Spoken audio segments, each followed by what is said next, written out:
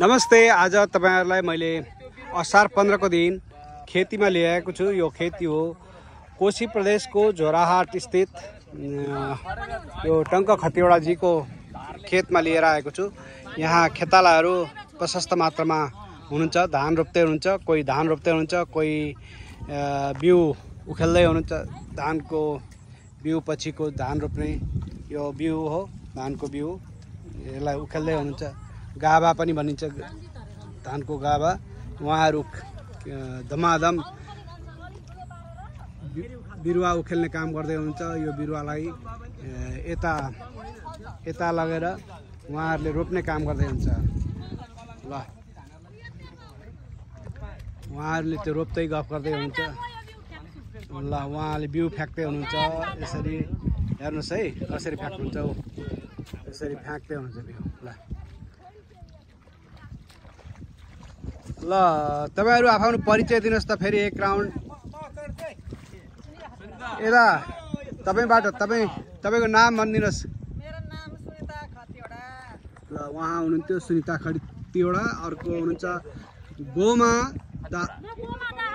दाहाल खतिवडा। उहाँ हुनुहुन्छ राजेन्द्र खनाल। म कृषक राजेन्द्र खनाल। म विद्या खनाल। विद्या खनाल। ल तपाई आफ्नो परिचय दिनुस् त। ल नमस्कार, म श्री अम्बिका देवी भागवत पाचिका।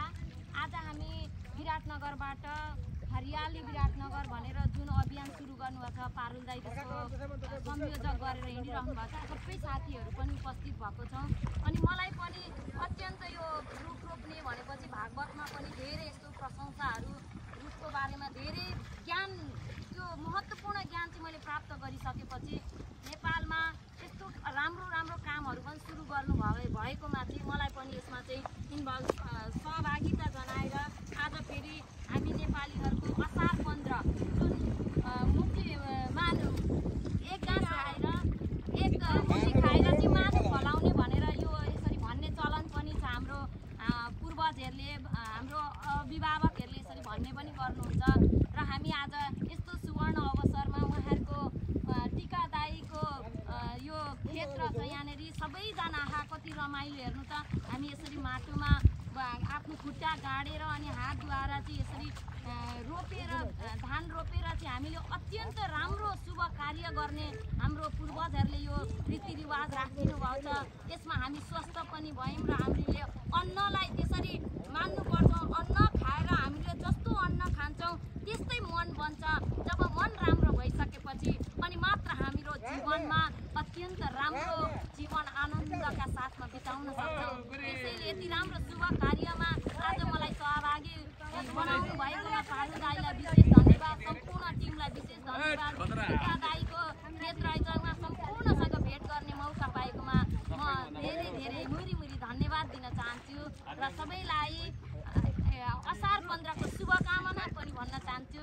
खास त उहाँहरूको पनि अब परिचय। हस् धन्यवाद। ल तपाई आफ्नो परिचय दिनुस्। अन्न नै ब्रह्म हो। अहिले हामी जन्मेको पनि अन्नबाट अनि जीवन पनि अन्नबाटै धान्छ हैन। अनि हामी यही पृथ्वीमा मर्दा पनि यही पृथ्वीमा जान्छौँ। त्यसकारणले गर्दा यो अन्न ब्रह्म हो भन्ने कुरा बुझ्नु पर्यो। यसले हामीले प्राण धानेको छ भनेर बुझ्नु पर्यो। यसको उत्पादन गर्न कति जटिल छ। यी कृषकहरूलाई धेरै धेरै धन्यवाद दिनुपर्छ जसले उत्पादन गर्नुहुन्छ हैन। उहाँहरूलाई धेरै धेरै धन्यवाद छ। अन्न कहिले पनि हामीले एक सिता पनि फाल्नु हुँदैन। हस् धन्यवाद। प्राण भगवान थालेको हुन्छ। अन्नको नाश नगरौँ, अन्नको जतन गरौँ अनि हामीले सकेको अन्न दान गरौँ गरिब गुरुवाहरूलाई। मेरो भन्नु यो। हस् धन्यवाद। ल तपाईँ आफ्नो परिचय भन्दै केही शब्द बताउनु।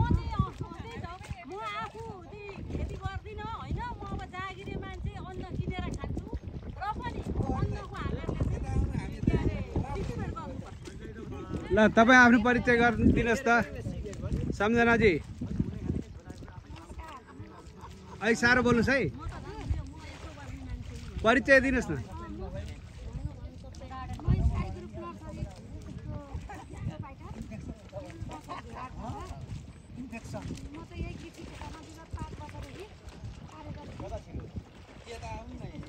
ल हस् धन्यवाद।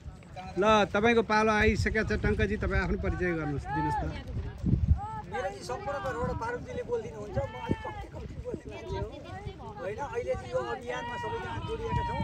हामी सबैको नेतृत्व पारुलजीले गर्नुभएको छ। यो सिङ्गो ब्रह्माण्ड पृथ्वी नै उज्यालो बनाउने भनेर लागेका छौँ। हेरौँ कति दिनसम्म कहाँसम्म पुगिने हो। बाँकी कुराहरू पारुलजीबाट। ल हजुर आफ्नो परिचय। सबै कुरा भनिदिनु टिकाजीले भनिदिनु भनेर पनि अब बाँकी हाम्रो कथा बाजिकाले भनिदिनै भएको छ, यति हो। ल हजुरको अब एउटा पहिले बर्खा बिदा अथवा गर्मी बिदा भनेर 1 महिना 45 दिन छुट्टी दिन्थ्यो। त्यतिखेर सबैजना मान्छे माटोसँग भिजेका थिए होइन, खेत रोप्थे, ज्ञान हुन्थ्यो, धेरै ज्ञान हुन्थ्यो। अहिलेका केटाकेटीलाई भन्नु भने राम त हिलोमा छिर्छ, इन्फेक्सन हुन्छ भनेर भन्छन्। सरकारले पनि यस विषयमा चाहिँ सोच्नु पर्यो, तर त्यति सोच्ने खालको सरकार अहिलेसम्म पाइएको छैन। कुनै दिन पाइएला। हस् धन्यवाद। ल तपाईँ आफ्नो माटोसँग सिरा अहिले विराटनगर भिज्न सिकाउनुपर्छ। अहिले हामी पारुलजीकै अभियन्तामा यो रुख रोप्ने कार्यक्रममा छौँ। आज यो वर्षौँ यो आफ्नो बाउको हुँदाखेरि पहिले ढकेलेर पठाउनुहुन्थ्यो बाबुआमाले, ए जान मर घरमा बसिरहन्छ भन्नुहुन्थ्यो। अनि यसो गरेर यसो हेरौँ अनि छेउ लागेर अनि टाप ठोको होइन त्यतिखेर खुट्टामा हिलो पनि लास गरेर उतै यति मान्छे छन् भनेर उहाँ खानगन्ती घरमा दिन्थेँ। त्यसपछि आज चाहिँ यो हिलोमै आएर बसेको ज्यादै खुसी लाग्यो। ल हस् धन्यवाद त काजीलाई यो मौका दिनुभएकोमा। हस् तपाईँको आज असार 15 को दिन धान रोप्नु साह्रै खुसी लाग्छ। मैले अहिलेसम्म यो हिलो छोएको थिइनँ, खेतमा यसरी हिलोमा खुट्टा राखेको थिइनँ। आज राख्न पाएँ, गर्न पाएँ। असार 15 को समय अमूल्य मलाई। तपाईँको नाम पनि बताइदिनुहोस्। सुनिता पौडेल भट्टराई। अहिले चाहिँ हामी सङ्कल्प हरित विराटनगरबाट टिकाजीको निम्तोमा उपस्थित भएका छौँ। हस् धन्यवाद। ल तपाईँ 2 शब्द भन्नुहोस्। हमारा परिचय छे राजेंद्र खनाल। हमार घर छे मोरंग के कटहरी गांव पालिका में। अखन हमरा सब बेल छिए खेती रोपेला, अखार 15 के चाड़ पर उत्सव मनावेला। एते खेती में एलिए, खेती में ई हमार ससुर जी के खेती छे, खेती में रोपाई करेला, उत्सव मनावेला। एते यहाँ के सब गोड़े मिल के हमरा सब के अतिथियों सब से, जन खेताला सब से, जनो सब के मिल के कोई हर जोते छे, कोई बिहीन उखाड़े छे, कोई अपन काम करे छे। बहुत पाहुना सब आयल छे, पाहुना सब हमरा सब के सगावे छे। अब एकर बाद आप दही चिउरा हमरा सब के दोसर खेरी जलखाई में वहाँ खेबे। तो जलखाई खाला लगभग समयो भेल छे। वो जलखाई में हमरा सब तैयारी हेते छिए। जन सबो के भूख लग गेले। अब जन सबो ताकै छे घर में आनलक के कि नहीं आनलक के जलखाई, देख के करे छे। ले आए अखार 15 के दिन से एकटा हमरा सबके देसी भाषा में एकटा गाना गियादै छे। हे बानर बलुहर जतैया खिकिर बुने दानियो, बैंगरानी रोपा रोपे नरिया किसानियो।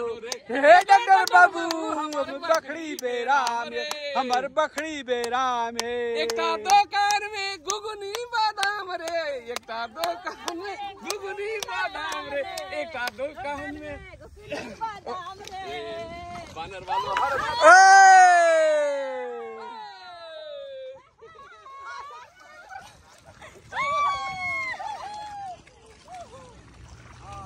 कथी छे रे?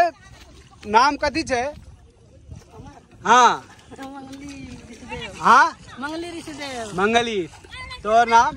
फूलदेवी ऋषिदेव। फूलदेवी। गीत गायल रा? तोर नाम कथी छे रे? तोर नाम कथी छे रे? रिंकी देवी सरवरिया। तोर? फूलदेवी ऋषिदेव। सुन देवी। देख लो इधर भी सब काम कर रही। हस् धन्यवाद। यहाँहरूले हेर्दै हुनुहुन्थ्यो यतिन्जेल नेपाली पोस्टको तर्फबाट यहाँहरू सबैलाई स्वागत गर्दै म बिदा गर्न चाहन्छु। त्यहाँ अब खेती के अरे हलो जोत्ने काम, फरुवा लाउने काम हुँदैछ त्यहाँ पर चाहिँ। यसरी फरुवा लाउने काम। तपाईँको नाम भन्नुहुन्छ? हेलो हेलो फुच्ची, तपाईँको नाम भन्नुहुन्छ? उहाँ भन्नु न भन्नु।